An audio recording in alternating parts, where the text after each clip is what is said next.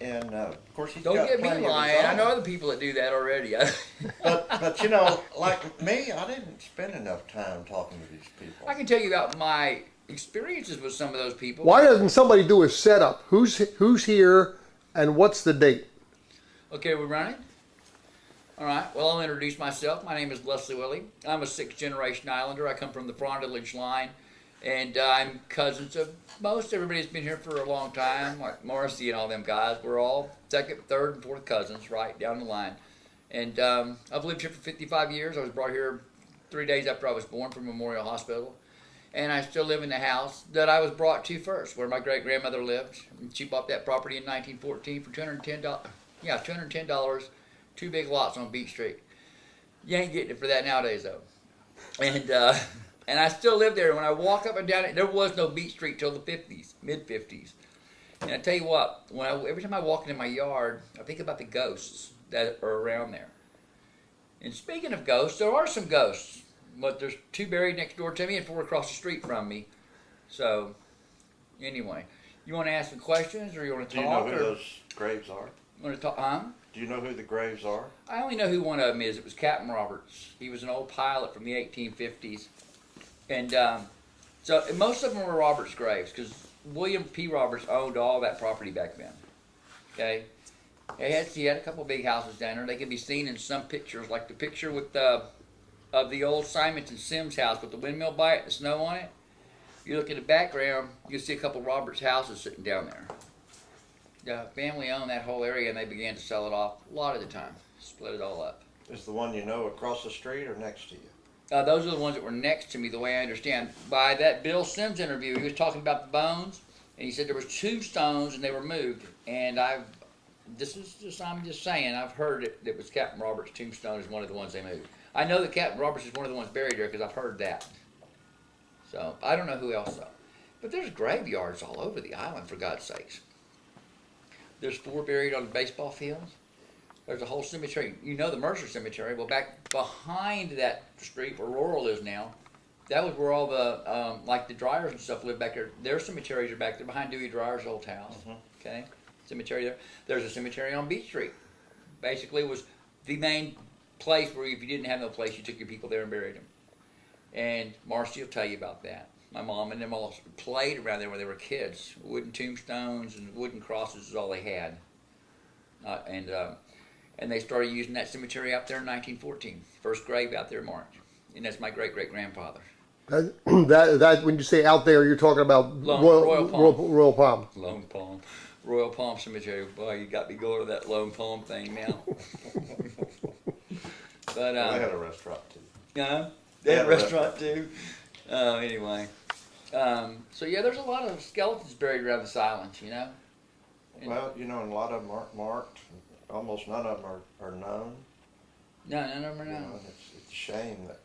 Esther told me that at the cemetery out here, every time they bury somebody, that they have to actually go out there with a steel rod, drive it into the ground, to see if they can find something in that spot and make sure it's not already used and not marked. Because they didn't mark them until the late 50s. She didn't even get the charts until the late 60s or so. She showed me the old maps, and there's maybe an X someplace where they think there's somebody at or whatever. And there's lots and lots of marked places on there where they look like an empty grave, but no, there's somebody buried there. So, and she was telling me all that. We did some extensive research on that. As we go through things, remember this is for posterity. And when you say behind my house, Dewey Dryer's house, Right. I knew Dewey Dryer and I knew where he lived, but most people don't. So try to give a corner of Oaks and Station or something like that. That'll help out. Yeah, okay. Well, you remember some of them graves washed up or floated out after one storm. I think Celia was one of the big floaters. I mean, there was a few graves. Buck Gillens was one of them, the one that came up out at Royal Palm. Right, he was one of them. Yeah, he was one of them that came up. His coffin came up. And I think that's why Buck Gillen was the guy that owned Spanish Village. I think it's still called Spanish Village, so we know where that's at on Allister. But that was after one of the storms. Yeah, there's a lot of. I'll say that Mark has a very valid point. There's a lot of people, but when I name names of places, sometimes I will say a name of something what it used to be. I'll try to clarify what it is now. Because there's a lot of places that were something and now they're something else. So, Or now they're not there. or now they're not there. Yes, or now they're not there. Tell us about the Beach Street. Describe to us where the Beach Street Cemetery is, the best of your knowledge. Best of my knowledge, and from the best of listening to all the old timers I've talked to, the Beach Street Cemetery starts right past that condominium. What's it called? Seabreeze condominium. Right behind it, because it was on the government property. All government property. That's why that gate is that fence is at an angle on that condominium. Because that government property came across, but you can see it on any chart. That's at an angle. At that angle right there. Everything outside is government. Now I want to tell you, I walk through there all the time. I do. I've walked through there 10 times, 15 times in the last 2 years. There's 3 tombstones. I've been told this by many people. The oldest one would have been Wes Nixon. He's gone now, the fisherman that used to live here. He's seen them. Art Shanklin has seen them. My brother has seen them. Richard Mayfield has seen them. Who else told me they saw these 3 tombstones? There's 3 tombstones in that area. That's it. I walk there all the time trying to kick those tombstones. And then I talked to Johnny Martin about it, Matthews. And I asked him, trying to get a little bit more knowledge about where that cemetery was. I really want to know where that's at. I want to see what those tombstones say on them. So he told me, and it's just a good point. He said when they buried people in those days, they buried them in the swales. They'd bury them on the hills. You would think the hills, but no, they don't. They bury them down in the deep spots because if the hill washes away, the coffin don't wash away. Well, that area right behind that fence over there is a very deep, swampy swale. I mean, it's deep. I went through there. There's a lot of concrete, it's deep. Went through it looking. One thing almost looked like a concrete vault. I looked at that. It's right inside some of them pepper trees, but the whole thing is still covered in pepper trees. You can't get through it very well. Just did that about 3 weeks ago. Took a walk out there.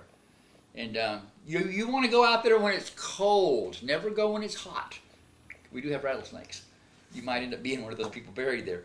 I'm very careful about that when I go out. It's got to be a certain cold temperature, at least 40 degrees. Then I walk. But that cemetery is important because a lot of people were buried up until 1914. Do you think that's probably the original cemetery? I have a chart from about 1883, 85, Right. and it marks, there's a cross on it. And my assumption is that Where's this at? about exactly where you're talking about. Right, in that area. Yeah, and so my assumption has always been that was a Well, you got to remember cemetery. where town was then.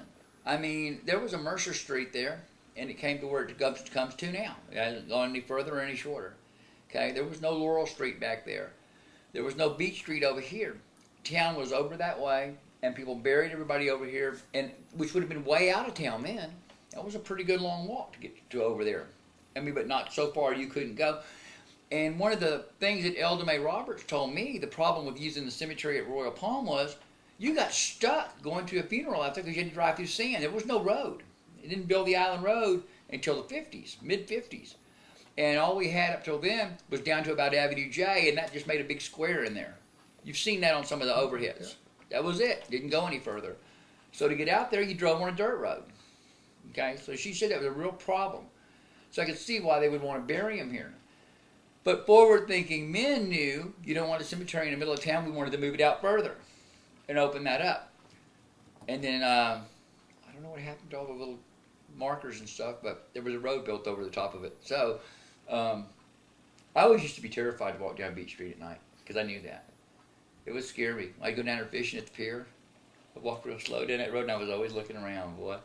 I was 10, 12 years old. Now you say Beach Street didn't used to be there. You're talking about from Station toward the... From Alistair. Not even from Alistair. They didn't build that until about 56, 57. Now what about Brundridge's taxidermy place there? Oh, that wasn't there at all. Brundridge That's still not ran his old. taxidermy over on Lantana. Okay, so that's fairly new. Huh? Oleander? Yeah, it was, what did I say, Lantana? Oleander. Yeah, Oleander. Yeah, on Oleander. It was back over there, and you got to remember, when they first built that place, the water came right up in front of it.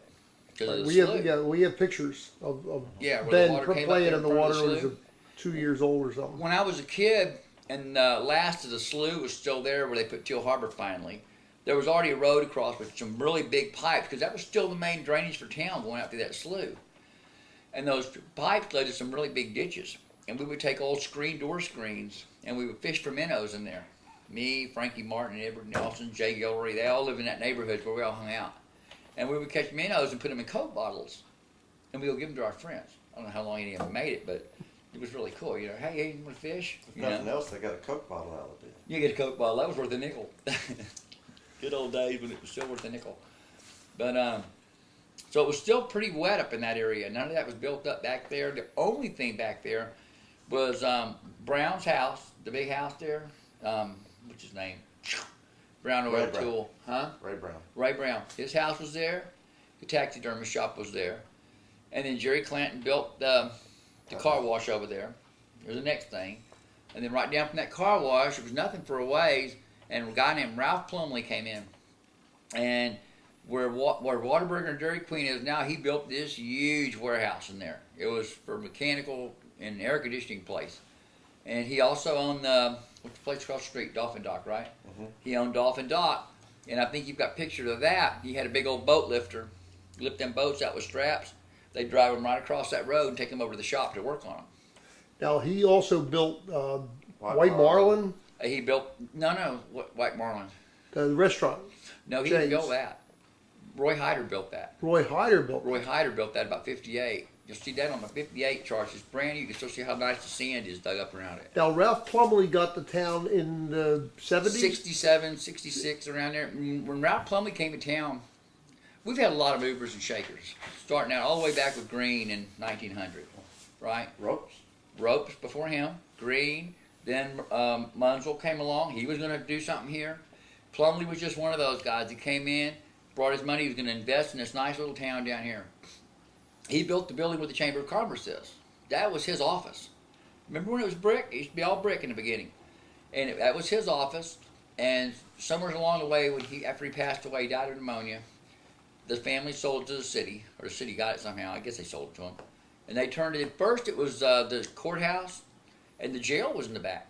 They put the jail in there. Jail's still there? Right, and the county had the county building over here. Yeah, the jail's still there with Santa student, and I go in there every now and then and look at it. But the county had this building over here, and then they moved over there, and City Hall went in there for a while. Then, of course, we built City Hall, and they moved over there. And I don't know how long it took for Lynette to open that up as a chamber, but it's been a chamber ever since. Which is kind of fitting. The guy that built it wanted to do something with Port Aransas, and now they're down there doing something with Port Aransas. Good for y'all. 50 years later. Huh? 50 years later, I guess. Hey, everything takes time to build up. I'll tell you this. This is my hypothesis. Port Aransas stayed a small town. They closed every night at 6 o'clock. Everybody went home. They better have what they need because there was no stores, nothing was open. And the tourists went home because they left it for the season. Then, a very smart man came along. His name was I.B. McGee, and he built the first 24-hour convenience store. And guess what? About that time, Port Aransas exploded. It did. That's where I call it. About the time they built that, around 74, right after that, town started growing. The only thing that knocked us back, stagflation in the late 70s slowed us down. Picked back up in the 80s. Dropped off really bad in the 90s, and now it's been gangbusters ever since. Did he build the first one, or U-Totem was the first one? No, I think Jim built the first one over there, then the U-Totem went in, then the 7-Eleven went in over there.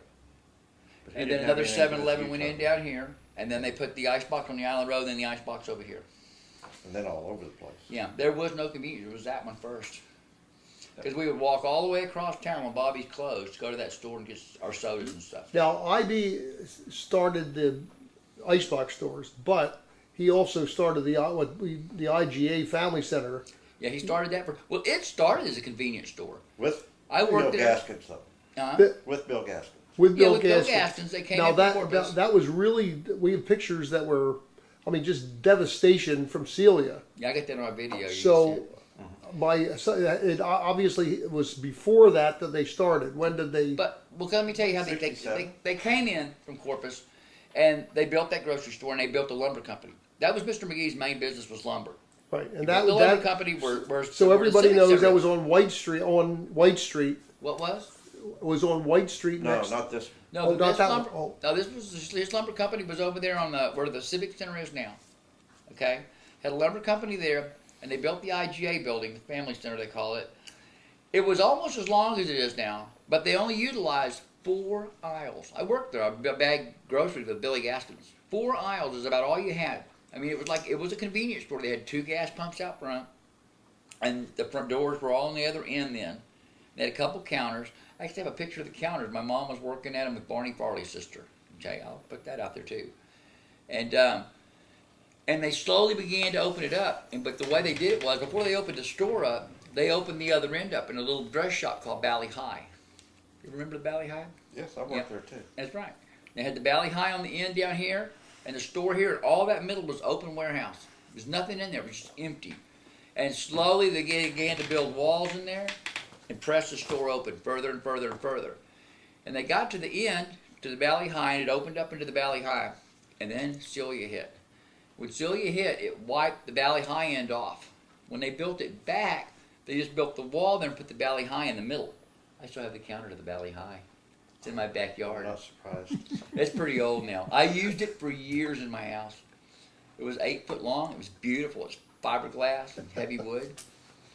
But Now, next to that was a nightclub, Cooper's Alley. Cooper's Alley. Yeah, Ed Ziegler's house now over on Robert Street. Exactly. When did that start? What was it? Was it a club? Was it a It was a club restaurant? and restaurant. They had a club upstairs and the restaurant was downstairs. It was a great place to take a first date. It was impressive. They had very good food and very good prices. And that started when? In the 70s and the 60s? Yeah, it was in the 70s. Well, let me see. I can get the date. I would say it started 3 years before So I want to say it probably opened up about 78 or 79. 78. It had 2 different names. It was Cooper's Alley and it was Alistair Street Warehouse. Yeah. Yeah, it started out as Alistair Street Warehouse. Cooper, did it go the other way? I believe, yeah, we argued over that. I looked at the file. Okay, because I was only thinking that because there was a Cooper's Alley in Corpus too, was affiliated with them. Right. So apparently they must have went the other way. I just knew it was both. I didn't know what it was. They had some great acts there. Stevie Ray Vaughan played there, for God's sakes. They really put in some good shows. That was before he was anybody. Came and played there. A lot of big bluesmen came in there and played at that place. And you know where that building's at now, don't you? It's Ed Ziegler's. Yes. Yeah. You know, Mark was asking me about that the other day, about how they moved that. It had a concrete foundation, but it was built on pilings. And what they did was, Ed just picked the building up off the pilings and had pilings. We went over there and set it on the ground first, and they lifted it up, put the pilings underneath of it. All right? And he rebuilt the concrete floor, and he also saved all the wood around the edges from the bottom and built it. It's all pretty much original. I mean, he put it back together like it was. And it's a pretty solid place. A pretty solid building. There's so many places around here that have been moved. You know, Amazing. that would be a study in itself. You should be able to study a lot of it. You've got all these records here. Good place to study. More so in, I say the olden days, but it was just not uncommon for somebody to move a house from Yeah. one place to another. I imagine they just used mules and logs. Well, you know, you think, Mark, way back at the turn of the 20th century, it was easier to tear it down and use the wood for something else. And then slowly, as they began to get some mechanization around, but you're right, they used a lot of mules and logs, but it's hard in the sand sometimes. So it was easier to tear the place down and move it in pieces on a wagon. Then they began to, into the 30s, started moving stuff more. And now they just move stuff around here like mobile homes, you know? Well, we've got that one picture. They're moving it with a Model T. Yeah, pulling a with a Model T. You know. And I guess You wouldn't think a Model T would have enough power, but pull a big pull one. building. I know, but I guess if your leverage is right and you got it spread, the weight spread out enough, you could. you ought to know you have one, or an A, Model A. Yeah. But Yeah. you're talking about that lumber company. I think we've had a number of lumber companies over the Quite a years. I few. think Fowler had one over here a long time ago. I don't remember it. Oh, like All I 40s remember, maybe. all I can remember lumber company wise, and just because I don't really like working with lumber too much, is I remember me Ian Gassman's lumber company over there. Mhm. And let me tell you about that. At the time, okay, there was one of the reasons they put it there was when Mr. Gassman's first moved here. He lived over at the corner of Avenue A and Gulf Street, where Javier Mendoza lived. That was his house. Right. And at the time, Avenue A didn't go down there. He was the one that built Avenue A to go down there. And when I was a kid, when you got down there, just past Mr. Gaston's house, the paving ended. It ended about where, I want to say, where that road is right before the gas company. And then it was a shell road that went on the rest of the way. Then they put the lumber company out there. And there were some trailers used to sit out there in the field where the police station is now. Kind of random. Yeah, they were just random, set around out there. People had And places. that was before the cutoff road, or was the cutoff road No, always Cutoff's there? been there a long time. Cutoff's been there a long It's time. been there forever. Yeah. Well, Cutoff's been there since the 50s While too. you're talking about lumber yards, next you have Souvenir City, then now it's a restaurant kind of thing. But next to that was a lumber yard Yeah, next, where the smuggler, the old where the post office. old smuggler Oh, was. that's on right. White Yeah, Street. yeah. There's a Where little lumber Bob yard had it there. in his little side place. That was where he's got But- his shed. Now that's right. Yeah, he did have a lumber company. Who was But that? well, that was my question. Who owned it? Because it was the lumber company when Bob bought it in 1974, 73. I don't think so. Yeah, it was the lumber was there, and then Because Bob put shells when I in. don't think bought it was it- in business, though. When Bob bought it, he hired me. I'm one of the first people Bob hired when he got here. He called me on the phone because he got my name from people I'd worked for. I was in the 7th grade. Calls me, 8th grade maybe, somewhere around there. And he called me and he says, "Hey, listen, I hear you're a really good worker." He says, "Can you get a group of boys to come over here?" What did I do? There we go. Bob's been wrong before, though. I know. Okay. So Bob called me and he said, "Listen, I've heard you're a pretty good worker. Can you get a few guys to come over here?" He had all those washing machines and dryers because somebody had started. It may have been him was going to start turning the smuggler first into a laundromat. Okay, because when Bob got it, it had been a game room. Jack Taylor had owned it. Okay, and they cleaned out all the machines. And somewhere's Bob got all these washers and dryers, coin ops and stuff. And he hired me to come over there and load them in a big truck for him. And I brought 2 or 3 friends. Randy, your brother-in-law, was one of them. Went over there with me. And he paid all them guys $10 a piece. And he gave me $20 in a washing machine, a coin-operated washing machine. My mama used that washing machine, I bet you, for 10 years. They worked fantastic. Put her little money in there and do it, and open it up, get the money back out. But, Bob used to hire me over the years to do all kinds of little things for him when he didn't have a guy working for him at the time. But, but I don't remember who put the lumber company in there. I know that's the question we started with. I was thinking the lumber went in after he took out. No, that was someone had told me it was McGee and Gaskins that had it, but you seem to think it wasn't. So Well, I know they were over there. It probably not. They wouldn't have it in 2 different places Well, unless. I'm not just sure. go next door Are and we ask. sure it was a lumber company or a supply place? Because I'll tell you what, we got to go back to the McGee and Gaskins thing. They had the lumber company first, and they built the store, and then they went out and built Shibuya Sands. There was nothing out there. I mean, there was the Seahorse. That was it. It was And it called was out in the Bells middle by of the Sea. nowhere. Huh? It was in the middle of nowhere. Yeah, there was nothing. And they subdivided that all out there. They put in all the utilities, and they started building houses and selling them out there. This is really good. They got the groceries to sell. They got the houses to sell to you. And they get the lumber to build the houses with. Perfect combination. These guys had it together. Okay. Oddly enough, Mr. McGee never moved out there. But Mr. Gaston did. He had a really nice house. Spent a lot of time there playing with Billy.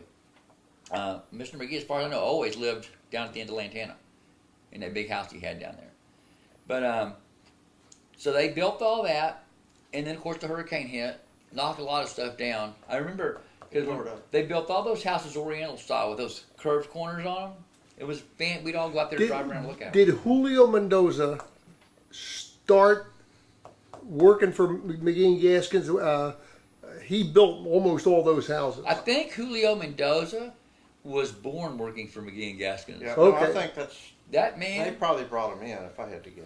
that man has worked for him since the day one. Okay, I've so known well, Julio since started day in one. Mexico, but Yeah. and I've talked to him about that, but I didn't know when he started because McGee and Gaskins had a truss plant over on Rodfield Road and Because he owned a lumber company over there. Or I think his wife actually may have had the lumber company or something. Because I know I know the name of it. I can't put it in my head right now. They had a big lumber company in Corpus. I've seen a picture of it somewhere. I don't remember where I saw it. It wasn't in the history stuff. This has been years ago. Big lumber company they had. Maybe we ran a story about it in the Jetty. I can't remember where I saw that picture. But he had a lumber company in Corpus, and they came over here. they were basically the next guys after Plumley that really came here and tried to plug the town and make it go. And they did a pretty good job. They were ahead of their game. They're some of the survivors that made it. Did Plumley Plumley have a didn't lumber make company? it, huh? Didn't Plumley have a lumber company 2 years ago? I don't remember lumber Sometime. company. He had air conditioning. He had boat works. He had auto repair. He had a huge greenhouse sat over there in that same He area. built that Marlin Motel Which one? Marlin, The Marlin. the Lone Palm, and then now it's what? Right there on the corner of C and Allister? Across the street from my old place? He built that? Yeah. I don't remember him building that. No, Donald said he bought it from him. Yeah. And Okay. and didn't he also do the dolphin show and everything out at He did all Enco the Marina? Dolphins show at the Exxon. He built the Exxon Marina. You know how they built that. I mean, they went out there and they put in the bulkheads while the sand was still there, and they dug the sand out and opened it up and had them on a marina in there. Played with those dolphins. I fed them. Me, Frankie Martin, and Edward Nelson. These guys I hung out with all the time when I was a kid. We go down there, and the guy that was in charge of that show, his name was Johnny, and he would let us feed them. All except for one. There was one named Pistol Pete. You did not feed Pistol Pete. He'd bite you. Only they would feed him. And they didn't even feed him real close. They fed him from far. He was a big, mean dolphin. But he was really good. They had some good shows. And they had a big a tank, an underground tank. Had glass windows in it. Sat about this high up the ground. You walked around, you could look down in there and you could see turtles. And he had some fish and stuff in it that they kept in there like a big aquarium. And then, of course, Celia wiped that out, too. So that lasted from 67 through 70 or earlier than that? The dolphin show, porpoise show, they call it, was gone in 70. They were dolphins. They call it the porpoise show. It was gone in 70. And your recollection was that did they go out and catch the dolphins around here, or did they import them that were trained already from Tell you a somewhere little else? something. Let's go into some fiction that becomes kind of historical. You've read the book Aransas? Okay. In Aransas, there's the story about the guys out catching the dolphin for the show.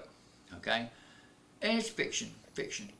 But this fiction is written with a touch of truth, because it talks about the movie theater that was really there. And I know people that have lived here for 30 years didn't realize there was really a movie theater here. Well, I read the book several times. I have a copy at home. All right? It talks about this girl from the University of Texas who's doing her thesis on dolphins.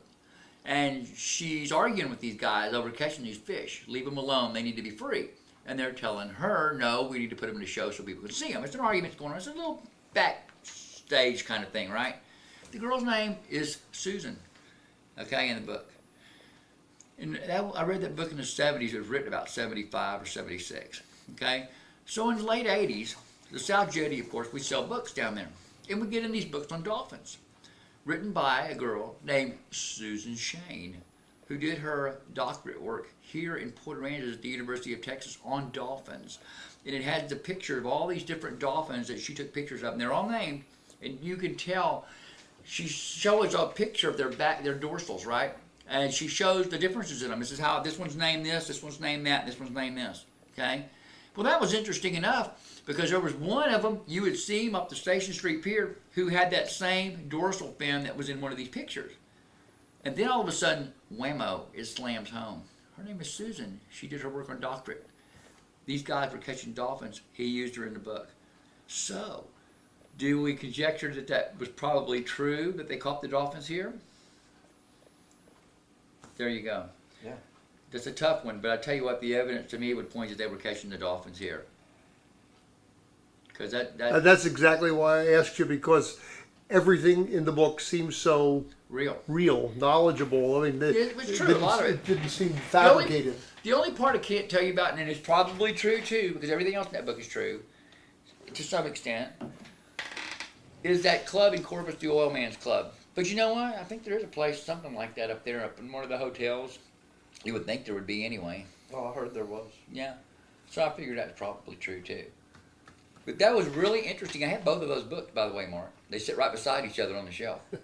So when you read one, you can look at the other one as backup. I have a lot of good Port Aransas books. Cyril's book was pretty good. Cyril Keen's book, Hurricane Junction. And then, of course, Miss Roberts' book, you got that. So that's pretty good. I love going back and look at some of the stuff in that. You know, one of the nice things about that book is the sinking of the Nellie T. I love the story. Okay. Paul Blankenship runs over the Nellie T. He was my great-grandfather, step-great-grandfather. He was the only one I ever knew. And Paul was a hard-drinking, hard-boating guy. And I can imagine him flying out across that harbor and running over the back of that boat. The cool thing is, Scotty Yelsha, my mother's father, goes over there, picks him up, and brings him to the shore. Because Scotty was a really nice, hard-working guy. I'm thinking